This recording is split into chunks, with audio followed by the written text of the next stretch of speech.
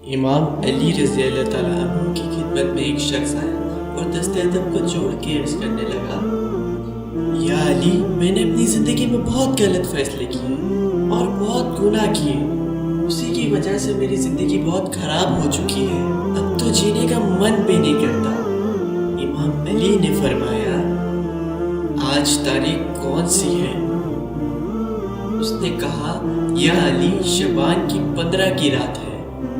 امام علی نے فرمایا، اے شخص، یاد رکھنا،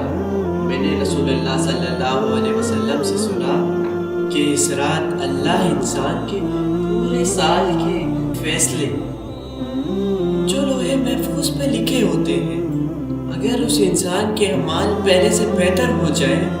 تو اللہ اس کی تقدیر کو بدلا دیتا ہے۔ کتنا رزق ملنا ہے، کس سے شادی ہونی، کامیابی ملنی ہے یا ناکامی،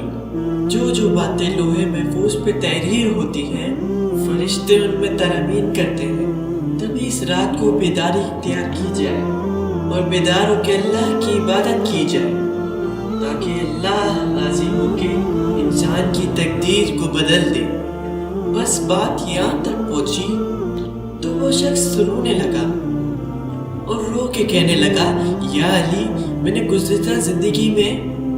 سوائے نقصانات کے کچھ نہیں دیکھا، قدم قدم پر صرف غلط فیصلے ہی کیے اور نہ ہی اللہ کی عبادت کی، تو میں کیا کروں؟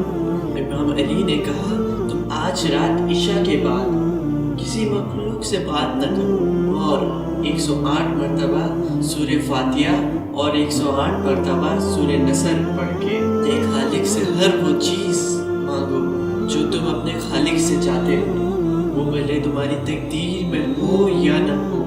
اللہ تمہیں عطا کرے گا۔